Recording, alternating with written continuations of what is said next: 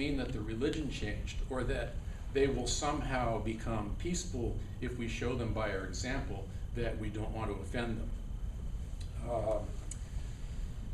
So I talked a little bit about jihad. I should mention the 5 pillars of Islam. I'll try to remember them. Faith, prayer, fasting, pilgrimage, and almsgiving. Almsgiving, charity, thank you. And what is the 6th pillar of Islam? Jihad. You want to take over here? No. The 6th pillar of Islam is jihad. I'll shut up. No, you're doing great. I appreciate it. I enjoy that. So, jihad is really simple. It's that we've tried to complicate it beyond any need. Jihad is holy war. It's war to convert the rest of the world, to convert infidels to Islam. It's binding on all Muslims. It's the only way that a Muslim can be guaranteed salvation.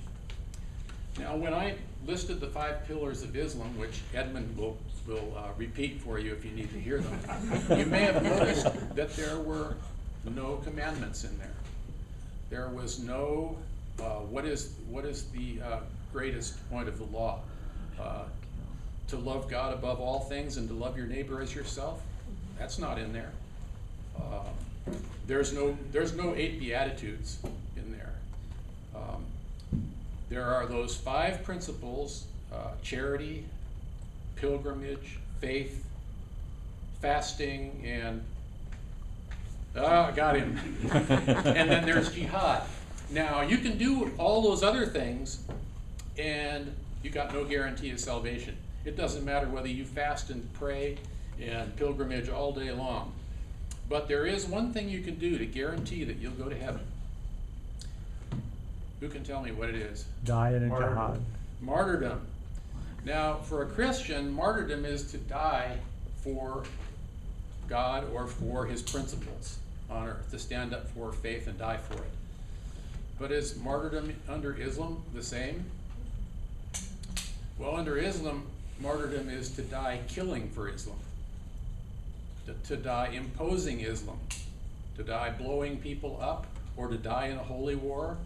And so that was an important part of the code, because imagine that you're a poor young Arab guy out there with absolutely nothing to do except stare at the date tree. And now Muhammad comes along and he says, here's the deal I've got for you. In my religion, we get to go over there and take all the good stuff, all the pomegranates that they have over at this village. We also get to take all their girls and have sex with them. And if it doesn't work out for you, buddy, and you get killed, going right up, 72 virgins, all the pomegranates you could ever want. And that's the basis of the pirate code. That's how it started, and it just grew more and more complex over the years as Muhammad received new messages from Allah. I talked about stealth jihad, war by deception. I've got to talk about a couple of other principles. Who knows what taqiyya is? Taqiyya. T-A-Q-I-Y-Y-A. Well, taqiyya is a principle that allows Muslims to lie under certain circumstances. In order to keep the peace of Islam or within a family, you can lie. To avoid shame or embarrassment, you can lie. For self-protection, you can lie. And most importantly, to advance the cause of Islam, or to protect Islam from harm. For example, Allah was being criticized by some poets, including one who was a pregnant woman. They thought his religion was ridiculous, and they said so in verse.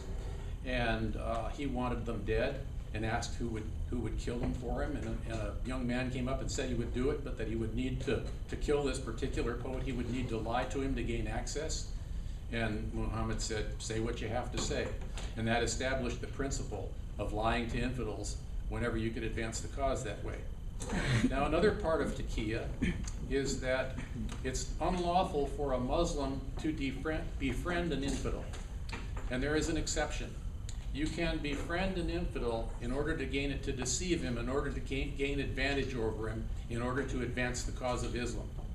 So that means propaganda, ingratiating yourself, attending Western universities and becoming a professor and talking about the religion of peace. That's all perfectly legitimate. They're not violating any Islamic code to do that. The other principle is khitma, and this is used more within Islam. And it is the principle that of mental reservation. So one example is that the friend and intended successor of Muhammad was a guy by the name of Ali. Am I going too long here? No, not at all. Okay. No. Keep going, Jim. Okay. Was a friend and successor of Muhammad by the name of Ali. And Ali was sitting on his stool in his village one day, and there was a quarrel going on between the tribes. And one of the members of his tribe ran past his tent and went and hid in another spot in the village. And the pursuers came in immediately afterwards. It was a vendetta of some kind. And they said, we're chasing a man. Have you seen him? Well, when he saw the man, he had got up and moved to a different stool. And so when they asked him this question, he said, as long as I've been sitting on this stool, I've seen no one.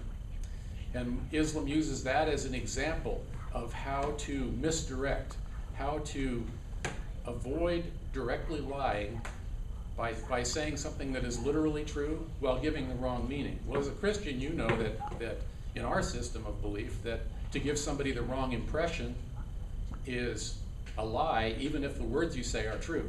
But they've inverted that. So they're permitted to do that kind of thing, even with each other. They're also permitted to lie to each other to avoid shame and the kinds of things I talked about. And they've carried this to an extreme. If let's say by lying or by force or whatever else is necessary, you can't avoid shame. And let's say that your daughter goes and has an affair with someone that you haven't permitted, or let's say that she gets pregnant, or let's say she refuses to marry the person that you've ordered her to marry her. That's shame. That's humiliation. You've been subjected to a deep indignity, and the only solution for that is to kill her. That's part of Sharia law. That's why you see honor killings all over the Muslim world, and why they're starting to happen in the Western world now. And as long as we keep thinking of these things as some kind of aberration from some fringe group, we're missing the significance of Islam. These are things deep at the core of Islam that Western Christian nations stopped. Dimitude, for example, I will talk about it in a second, but it was a practice only stopped just before 1900, and still carried on in many parts of the world.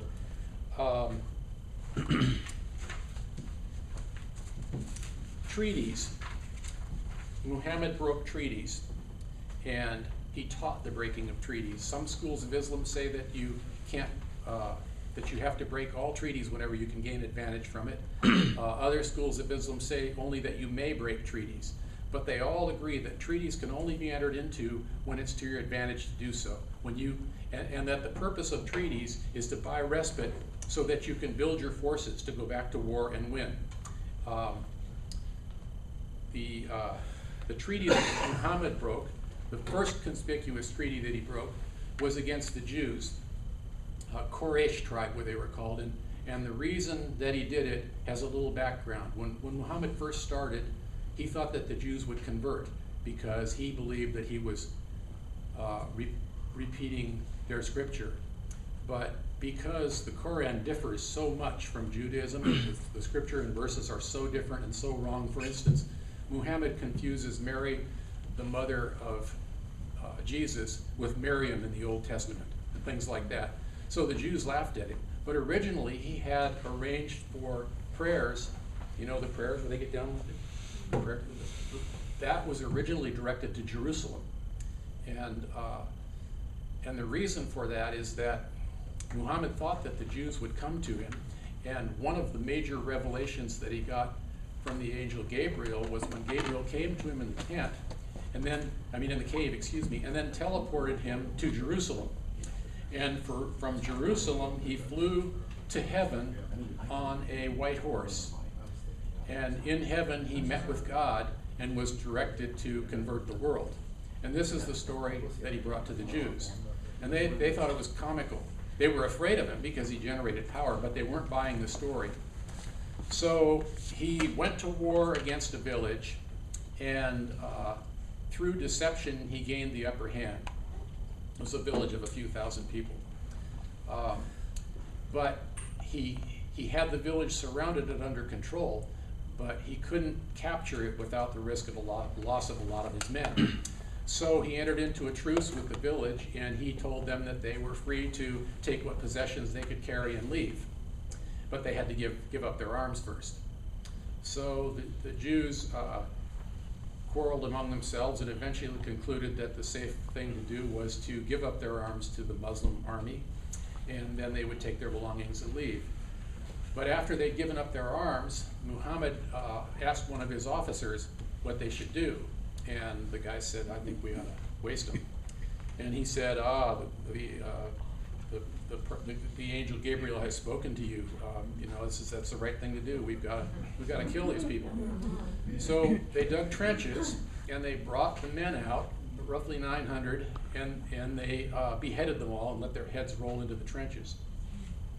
And then they carried off all the property and the women and children as slaves. Muhammad took the daughter of a Jewish chief. I can't recall her name right now, but he took her as a concubine. So deception and false treaties are a perfectly reasonable thing for Muslims to do. You know what Sharia is, but I'll recap it anyway. It's the Islamic law which controls every aspect of life. Not just religious practices, not just political practices, how you eat, how you wash, what you wear. It's entirely religiously based, and it is administered by the mullahs as an illustration of how it works in practice, where Islam has free reign, and not in every country because they all impose it with more or less harshness. But the Taliban in India, when they were whipping women on the street and caning people, that was an implementation of Sharia. Sharia is offered as a universal law, that we should maybe become Sharia compliant. But you have to understand, an infidel cannot bring a case in a Sharia court, and an infidel cannot testify in a Sharia court. So if you bring Sharia law into your region, you don't have access to the courts. You are entirely on the victim side of the law, because you simply can't get testimony into that court. A woman in Sharia. Yeah, well, the situation for women in Sharia you're probably aware of, but just as one example, to prove rape, a woman in a Sharia-dominated region has to have 4 male witnesses. And if she doesn't produce 4 male witnesses who will say she was raped, then the presumption is that she committed adultery, and the penalty is stoning, which is still implemented, although not like it used to be. I'd love to do a whole thing just on Islam and women, but it's such a huge side topic that I won't go into that. Fatwa, you know what fatwas are? Did you know that the centerfold of Playboy magazine is now under a death fatwa? It's a religious decree. It's a juridical decree, because the courts of Islam are run by the religious.